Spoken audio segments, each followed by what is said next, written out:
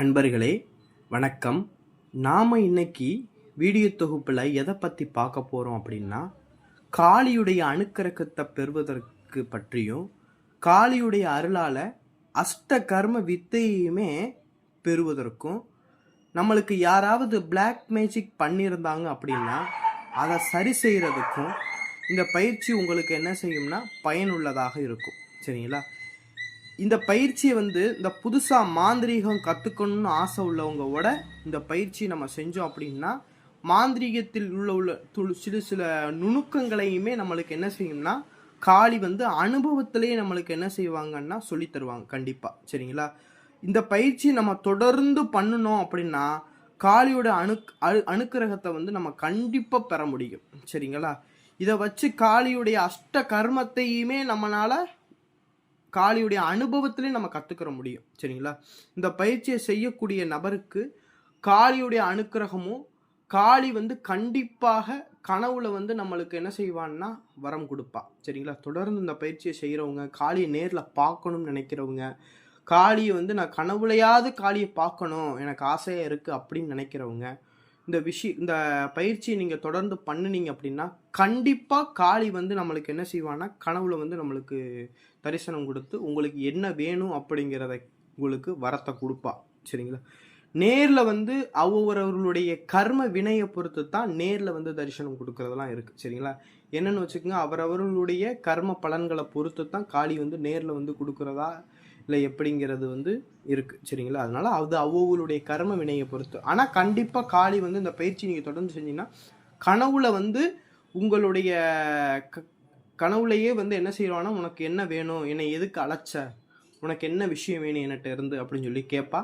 உங்களுக்கு என்ன வேணுமோ அவள்கிட்ட அந்த இதை வர மாதிரி நீங்கள் வாங்கி வச்சுக்கலாம். சரிங்களா? சில பேர் எப்பப்பெல்லாம் நான் கூப்பிட்றனோ அப்பப்பெல்லாம் எனக்கு அருள்வாக்கு சொல்லணும் அப்படின்னு சொல்கிற மாதிரி சில வரங்களை வாங்கி வச்சுருப்பாங்க. அது உங்களுக்கு என்ன வேணுமோ அந்த மாதிரி வரத்தை நீங்கள் வாங்கி வச்சுக்கலாம். சரிங்களா? இந்த பயிற்சியை உங்களுக்கு ஏதாவது வேண்டுதல்கள் இருந்தாலும், இப்போ ஏதாவது உங்களுக்கு ஒரு இடத்துல உங்களுக்கு லோன் வாங்கணும், பணம் எனக்கு அந்த பணம் கிடைக்கணும்னு நினச்சாலும் சரி, இல்லை ஏதாவது ஒரு பொருள் எனக்கு ஒரு வீடு வாங்கணும், இல்லை கார் வாங்கணும், இல்லை வண்டி வாங்கணும் அப்படின்னு சொல்லிட்டு எனக்கு அதை நீ இதை எனக்கு நிறைவேற்றி கொடுக்கணும் தாயே அப்படின்னு சொல்லி அம்மாட்ட பிரார்த்தனை பண்ணிக்கிட்டு அதை இருந்தாலும் சரி, இந்த பயிற்சியை நீங்கள் 11 நாட்கள் தொடர்ந்து நீங்கள் பண்ணிக்கிட்டு வந்திருந்தாலும் சரி, பண்ணும்போது அம்மாட்ட முதல் நாள் பிரார்த்தனையில் இந்த மாதிரி உங்களுடைய வேண்டுதலை கோரிக்கை வச்சுட்டு இந்த பயிற்சி நீங்கள் தொடர்ந்து 11 நாள் செஞ்சீங்க அப்படின்னா அந்த 11 நாட்கள்லேயே கனவுல அந்த உங்களுடைய வேண்டுதலுக்கு உண்டான வரத்தை அவள் கொடுத்துருவா. சரிங்களா? இது அப்பேற்பட்ட சக்தி வாய்ந்த பயிற்சி. சரிங்களா? பயிற்சி அதாவது அடுத்ததாக பார்த்தீங்கன்னு வச்சுக்கோங்க, உங்கள் வீட்டில் ஏதாவது நெகட்டிவ் எனர்ஜி, அதாவது ஏவல், இந்த மாதிரி பில்லி சூனியம், பேய் பிசாசு, இந்த மாதிரி துஷ்ட விஷயங்கள் உங்கள் வீட்டில் இருப்பதாக நீங்கள் உணர்ந்தீங்க அப்படின்னா அந்த வீட்டில் இந்த பயிற்சியை ஒரு அமாவாசை நாள் இரவு மட்டும் இந்த ஒரு பயிற்சி ஒரே ஒரு நாள் மட்டும் நீங்கள் பண்ணினீங்கன்னா கண்டிப்பாக அந்த வீட்டில் எப்பேற்பட்ட ஏவலாக இருக்கட்டும், பிள்ளையாக இருக்கட்டும், சூனியமாக இருக்கட்டும், எந்த துஷ்ட சக்திகளாக இருக்கட்டும், ஒரு நொடி கூட என்ன செய்ய முடியாதுன்னா அந்த வீட்டில் இருக்க முடியாது. காரணம் என்ன அப்படின்னா இந்த பயிற்சியை செய்யக்கூடிய இடத்துல காளி ஆகர்ஷணமாக காளி அந்த இடத்துக்கு கட்டாயம் ஆவா. சரிங்களா? எப்பேற்பட்ட கட்டு போட்டிருந்தாலும் சரி, எவ்வளவு வரக்கூடாது தெய்வமே வரக்கூடாதுன்னு நினச்சி என்ன பண்ணியிருந்தாலும் சரி, அந்த பயிற்சியை ஒரு அமாவாசை மட்டும் இரவு அந்த வீட்டில் பூஜை ரூமில் அந்த பயிற்சியை நீங்கள் செஞ்சிட்டீங்க அப்படின்னா அந்த இடத்துல ஒரு துஷ்ட சக்திகளை அந்த இடத்துல தாக்கு பிடிக்க முடியாது. சரிங்களா? இந்த பயிற்சிக்கு பேர் காளிய ஆகர்ஷண பயிற்சி அப்படின்னு சொல்லுவாங்க. அதாவது காளியை வர வைக்கிறதுக்கு உண்டான பயிற்சி அப்படிங்கிறத சொல்லுவாங்க. சரிங்களா? இந்த பயிற்சியை என்னுடைய குரு எனக்கு சொல்லி கொடுத்த முறை. சரிங்களா? அதாவது எந்த நிலையில நீ இருந்தாலும் சரி, உன்னைய ஒருவர் அந்த நிலையில காப்பாற்றணும்னு நீ யாரையும் நம்பி இருக்க அவசியம் கிடையாது. உன்னைய யாருனாலையும் காப்பாற்ற முடியாது அப்படிங்கிற இருக்கக்கூடிய சூழ்நிலையில இந்த பயிற்சியை நீ தன்னம்பிக்கையோடு காளி மேல பக்தி வச்சு நீ செஞ்ச அப்படின்னா காளியாகப்பட்டவள் உனக்கு அந்த பிரச்சனையை ஒரு நிமிஷத்துல உனக்கு சரி பண்ணி கொடுப்பா. இந்த பயிற்சியை நான் உனக்கு சொல்லித்தரேன்னு சொல்லி எனக்கு சொல்லி கொடுத்தாங்க. சரிங்களா? அதே போலத்தான் என்னுடைய சப்ஸ்கிரைபர் ஆகிய நீங்கள் ஒவ்வொரு விஷயங்கள்லையும் ஒரு இடத்துலையும் போய் தேடி நீங்கள் அந்த விஷயத்தை நிறைவேற்ற முடியாமல், கஷ்டங்கள் தீர முடியாமல் கஷ்டப்பட்டுக்கிட்டு ஒவ்வொருத்தவங்களும் ஒரு விதத்தில் இருப்பீங்க. அதனால் எல்லாருமே தன் கையை நம்பட்டும், இந்த விஷயங்களை வந்து நீங்களே பண்ணி நீங்களே அந்த விஷயத்த சரி செஞ்சுக்கிறட்டும் அப்படிங்கிறதுக்காகத்தான் உங்களுக்கு இதை யூடியூப்பில் நம்ம வீடியோவாக இன்றைக்கி எடுத்து போடுவோம், மக்கள் பயன்படுத்திக்கிட்டோம் அப்படிங்கிற நோக்கத்தில் தான் இன்றைக்கி அதை நான் உங்களுக்கு ஒரு வீடியோவாகவே நான் எடுத்து கொடுக்குறேன். சரிங்களா? எல்லாருமே இந்த வீடியோவை பார்த்துட்டு பயன்பெறுங்க. இது கண்டிப்பாக நான் சொல்கிறேன், என்னுடைய காளி மேலே நம்பிக்கை வச்சு சொல்கிறேன், சத்தியமாக சொல்கிறேன், இது உங்களுக்கு கண்டிப்பாக இது பலன் தரும்னு நம்பிக்கை எனக்கு இருக்குது. சரிங்களா? அதனால் இந்த பயிற்சியை ஒரு நாள் அமாவாசைக்கு நீங்கள் பண்ணுங்கள். சரிங்களா? காளியை நேரில் பார்க்கணும்னு நினைக்கிறவங்க மட்டும், எனக்கு காளியோடைய தரிசனம் எனக்கு வேணும், காளியை நான் பார்க்கணும், அவள் அம்மா எப்படி இருக்காங்கிறத அவள் பார்க்கணும் அப்படின்னு நினைக்கிறவங்க மட்டும் தொடர்ந்து 11 நாட்கள் உள்ளத்தையும் உடலையும் தூய்மையாக வச்சு, காளி மேலே நம்பிக்கை வச்சு, காளி மேலே சிந்தனையை வச்சு இந்த பயிற்சியை ஒரு 11 நாட்கள் சுத்தபத்தமாக தொடர்ந்து செய்யுங்க.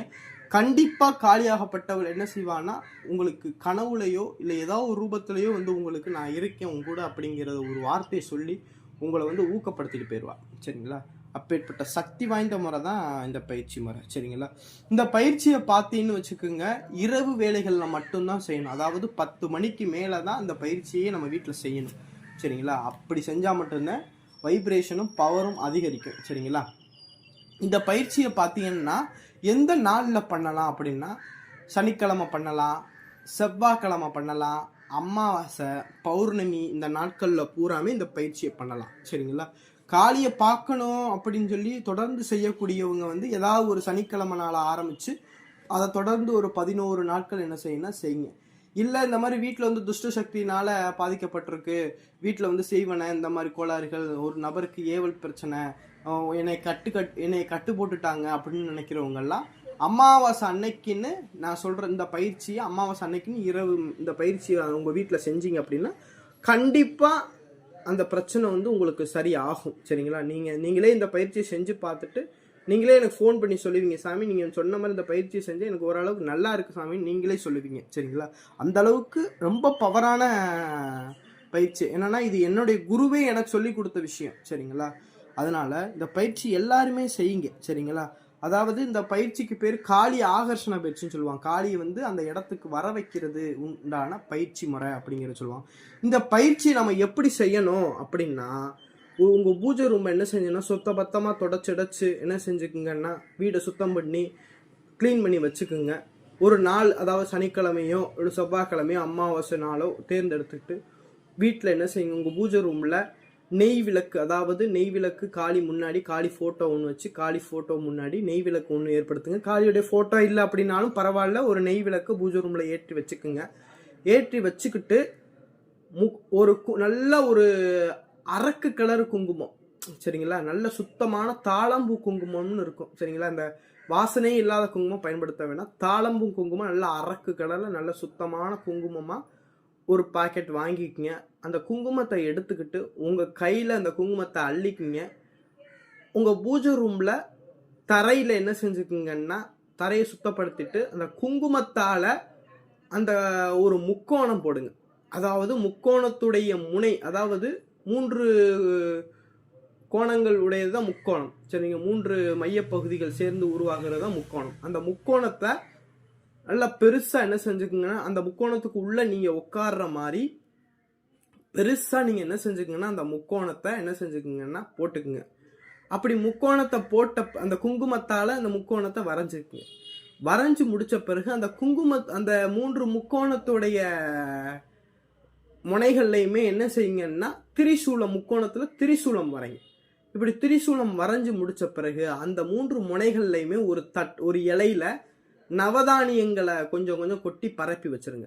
3 முனைகளில் முக்கோணத்துடைய 3 முனைகள்லையுமே நவதானியத்தை என்ன செஞ்சிருங்கன்னா கொட்டி அப்படியே பரப்பி வச்சுட்டு மண் அகல் விளக்குல, அதாவது பஞ்ச எண்ணெய்ன்னு சொல்லுவாங்க, பஞ்ச தீப எண்ணெய் அப்படின்னு சொல்லிட்டு, அது கடையில் வாங்கிலாம் நீங்கள் பயன்படுத்தாதே, நீங்களே பஞ்ச எண்ணெய்கள் வாங்கி ஒன்றா கலந்து அதை ஊற்றிக்குங்க. இல்லை எங்களுக்கு பஞ்ச எண்ணெய் கிடைக்காத பட்சத்தில் சுத்தமான பசு நெய், புரியுதுங்களா, சுத்தமான பசு நெய் விட்டு திரி போட்டு அந்த 3 முனைகள்லையுமே நவதானியத்து மேலே மண் அகல் விளக்க பொருதி என்ன செஞ்சிருங்கன்னா எரிய விட்டுருங்க.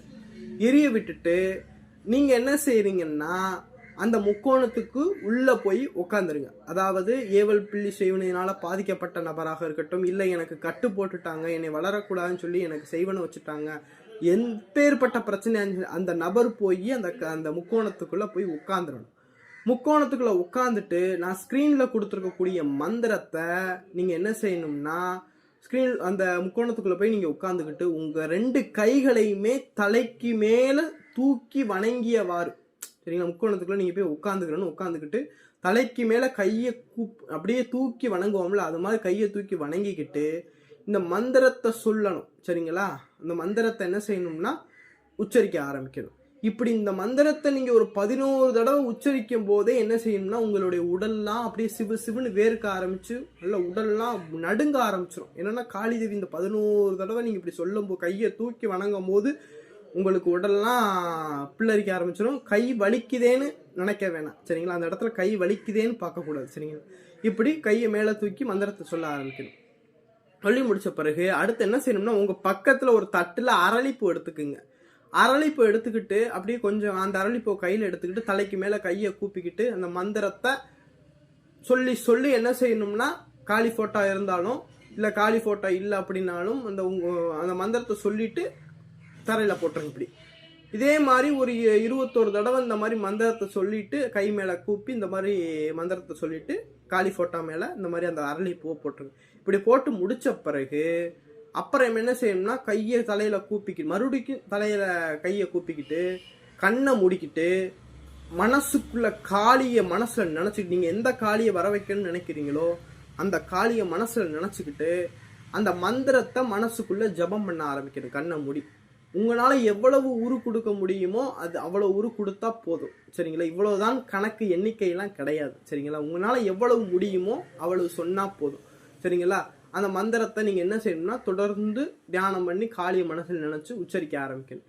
இப்படி உச்சரிச்சுக்கிட்டு இருக்கும் போதே என்ன செய்யணும்னா ஒன்று காளி வந்துட்டா அப்படின்னா என்ன செய்யும்னு வச்சுக்கோங்க, பள்ளி சத்தமிடும். பூஜை ரூமில் பள்ளி சத்தமிடும். சரிங்களா, அப்படி எதுவும் பள்ளி சத்தமிடலை அப்படின்னாலும் சில அமானுஷ்ய விஷயங்கள்லாம் அந்த இடத்துல நடக்கும். அதை கண்டு யாரும் பயப்பட வேணாம். என்னென்னா என்னுடைய அனுபவத்தில் பார்த்தீங்கன்னா விளக்குலாம் என்ன செஞ்சிருந்தோம் ஒரு சமயத்தில் காற்றடிச்சு அணைஞ்சு போகிற மாதிரி அணைஞ்சு போயிடும்.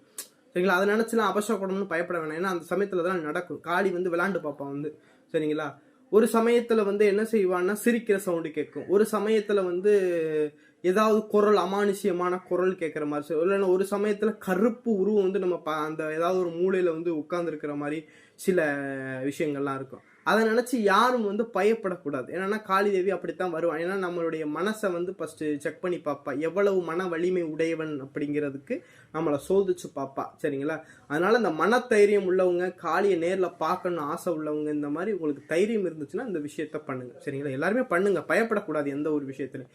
சரிங்களா, அதனால இந்த மாதிரி விஷயங்கள் என்னுடைய அனுபவத்தில் கிடைச்சது. நீங்கள் பண்ணி பார்த்தீங்கன்னா உங்களுக்கு அந்த அனுபவங்கள் எப்படி இருக்குது அப்படிங்கிறத நீங்கள் தெரிஞ்சுக்கிற முடியும். சரிங்களா, அதனால இந்த மாதிரி என்ன செய்யணும்னா உங்களால் எவ்வளவு மந்திர உருக்கள் கொடுக்க முடியுமோ அந்த மந்திர உருக்கள் நீங்கள் கொடுக்கலாம். சரிங்களா, இவ்வளவுதான் கணக்கு கிடையாது. இதை தொடர்ந்து 11 நாட்கள் காளியை நேரில் பார்க்கணும்னு நினைக்கிறவங்க மட்டும் 11 நாட்கள் பண்ணுங்க. மற்றவங்க வேண்டுதலுக்காக, மற்றவங்க இந்த மாதிரி உடல் கட்டு போட்டிருக்காங்க, எனக்கு செய்வனை வச்சிருக்காங்க, எங்கள் குடும்பத்தில் துஷ்டசக்தி இருக்கிற மாதிரி ஃபீல் ஆகுது அப்படின்னா ஒரு அமாவாசை நாள் மட்டும் இரவு நேரத்தில் இந்த ஒரே ஒரு நாள் மட்டும் இந்த பயிற்சியை நீங்கள் அந்த இடத்துல நீங்கள் செஞ்சினாலும் போதும்.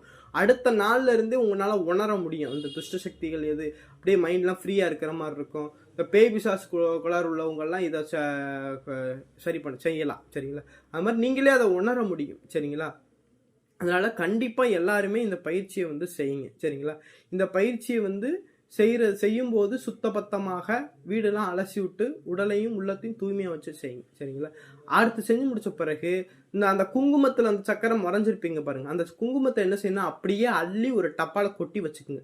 நீங்கள் எப்பெல்லாம் வெளியே போறீங்களோ அப்பெல்லாம் அந்த குங்குமத்தை எடுத்து நெத்தியில் வச்சுக்கிட்டு போகலாம்.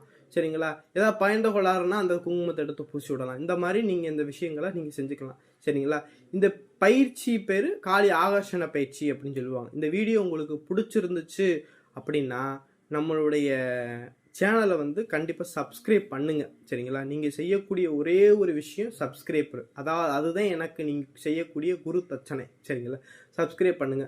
இந்த வீடியோ உங்களுக்கு உண்மையிலேயே பயனுள்ளதாக இருக்குது, இந்த வீடியோ உங்களுக்கு உண்மையிலேயே பிடிச்சிருந்துச்சு, இந்த இந்த பதிவு உங்களுக்கு பிடிச்சிருந்துச்சு அப்படின்னா எல்லாருமே வந்து லைக் போடுங்க. சரிங்களா? எல்லாருமே சும்மா பார்த்துட்டு போறீங்க.